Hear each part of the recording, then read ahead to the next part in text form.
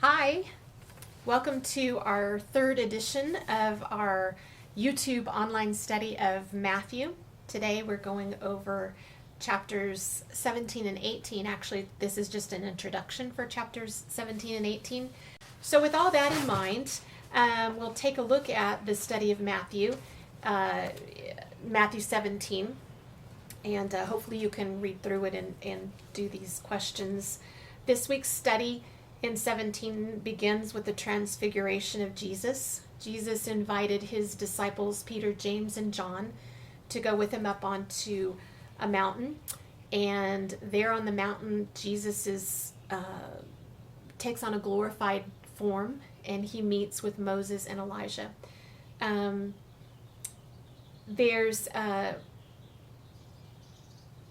I guess, there's a number of points and things that we can draw out of this, and as you study it, God will hopefully point you to the things that you need to get out of it. One of the things that I found, I guess, most interesting was Peter's reaction to this appearance of Jesus and Moses and Elijah. Well, first of all, let me back up just a little bit and say that most people who have spent much time in and around the church or grew up in a church family have a pretty good idea of who Moses was, but you might not have as good an idea of who Elijah was. And so if you want to do a little background on who Elijah was, he was a prophet in the Old Testament. You can learn about him in 1 Kings 17 through 19. And again, he's mentioned in 2 Kings 2:11. And the last time we see him mentioned in the Old Testament is at the very end of the Old Testament. In fact, the very last verses of it in Malachi chapter 4, in the last few verses, verse 5, we see a prediction that Elijah will come again before the coming of the Son of God or Son of Man, Jesus. And so Elijah was a prophet in the Old Testament. God used him mightily to, preach, to point out the sins of his people and to preach repentance and a changing of ways. And God performed miracles through him that proved that God is the only God and that there is no other God, specifically the gods that the people were worshiping in the true God's place. And so stories of Elijah are actually really interesting. So, but anyway, the scribes in Jesus's time held to the predictions in Malachi that before the Messiah came, that Elijah would come. And so that sort of plays a role in some of the conversation that takes place after Jesus and Elijah and Moses' appearance on the mountain. But first of all, I want to just discuss really briefly Peter's reaction. When Peter sees them, his reaction is that it's good for them to be there. And he also offers to make 3 shelters, one for Jesus, one for Moses, and one for Elijah. And I didn't really understand what was the significance, if any, of the building of those 3 shelters. And so I kind of tried to delve into some of the history of shelters in the Old Testament. I remember there being a feast of shelters or a feast of tabernacles, a feast of booths, and I thought maybe it had something to do with that. I didn't see anything in the commentaries necessarily referring to that. The most consistent opinion that I found in the commentaries that I consulted indicated that perhaps Peter was just being Peter, in that it was a bizarre, unexpected vision experience that he had, and he didn't really know how to react. And that by offering to build shelters, he might have been hoping to prolong the experience, hoping that Moses and Elijah and Jesus in his form would stay that way longer, or maybe he assumed that they would all take part in the Messiah's reign on earth. So anyway, in case you're reading that and sort of maybe have some questions about that, that's what I found. So then we turn to the idea of Elijah. On the way down the mountain, uh,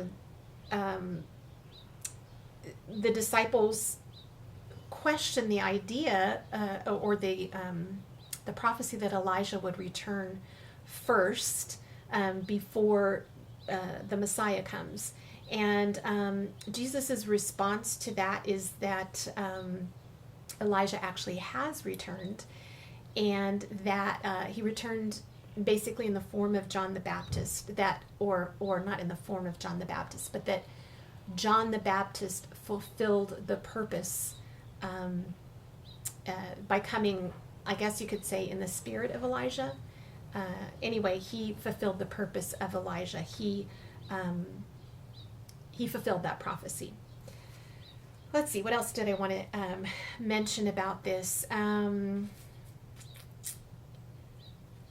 guess those are some of the points I want to make here. Other points that I made you'll find in the notes that I included. In chapter 18, we start to learn, or I guess get a little bit of a visual into the disciples' relationships with one another.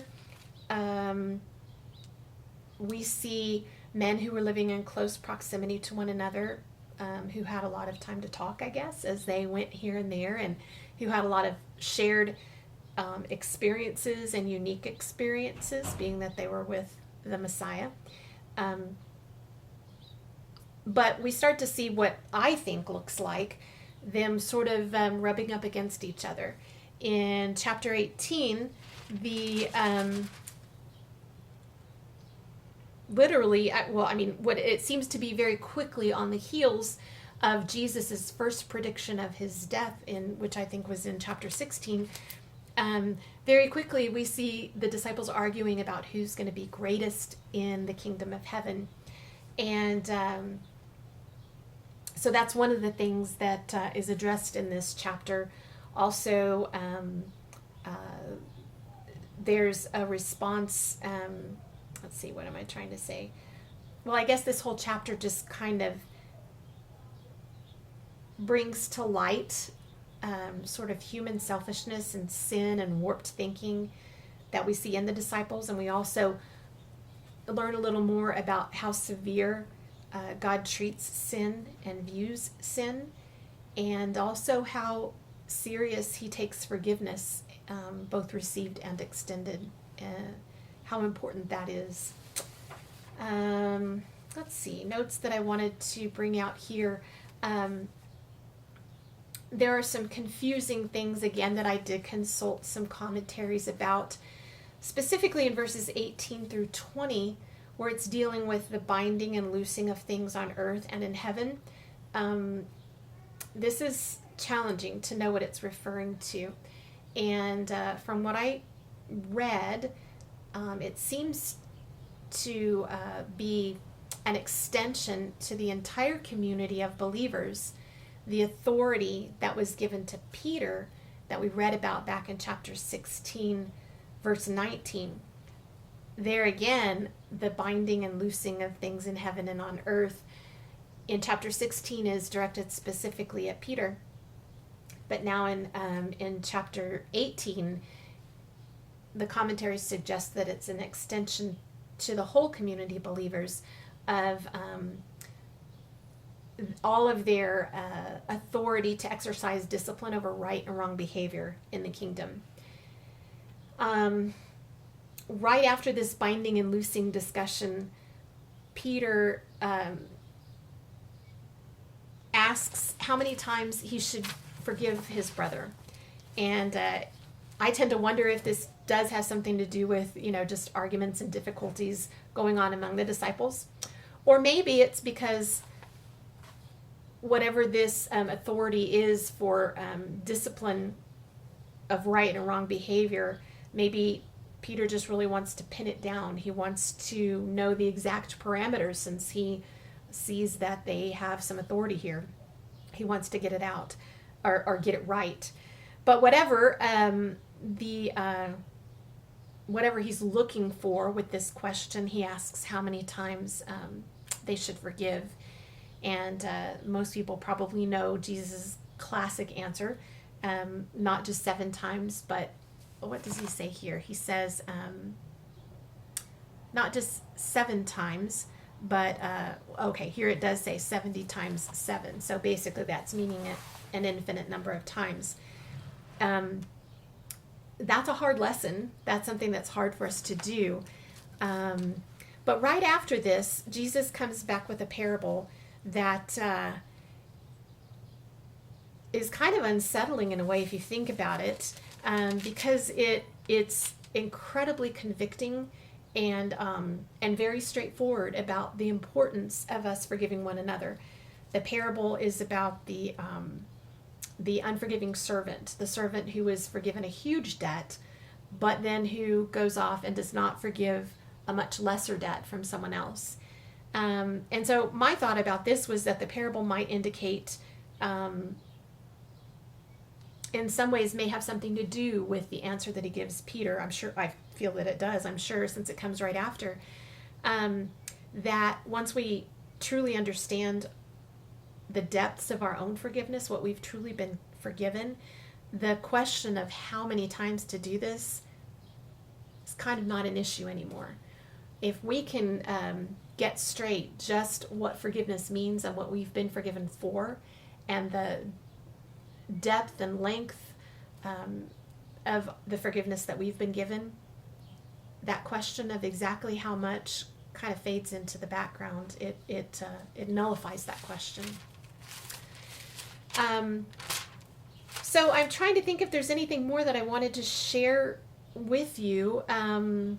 I think those are some of the major points I wanted to cover in summary. I just hope that you will make time to read through chapters 17 and 18, that you will spend a little time praying and meditating on it.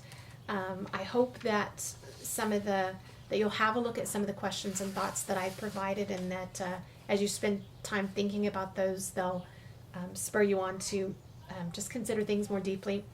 I hope that you will have a look at, keep checking your emails. Madi's doing a great job of sending out a weekly verse just to encourage, inspire us in our journey as we're not able to be together. And anyway, I just hope that you'll also notice your email. Send me your prayer requests, and I will get them out to our ladies group as a whole so that we can know more specifically how to pray for one another. I hope that you are all doing well and walking strong. I'll pray for us just very quickly. Lord, thank you so much for the ladies in our study. Thank you so much for your word that we can spend time in.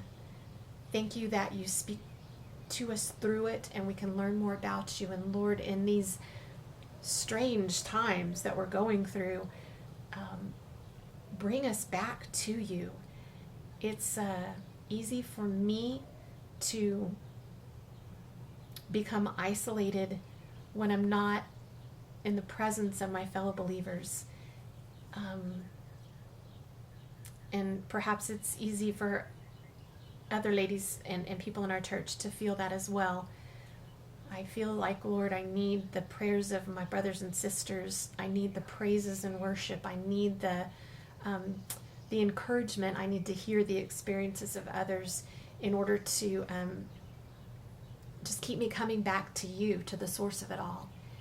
So, Lord, I pray that you would help us, that though we're apart, you would bind us together in supernatural ways that only you can do, and that you would be glorified through us and in us, that we would be a testimony to you, and that more people would come to you at this time. Father, thank you for loving us. Thank you for caring for us perfectly. Thank you for Jesus. Amen.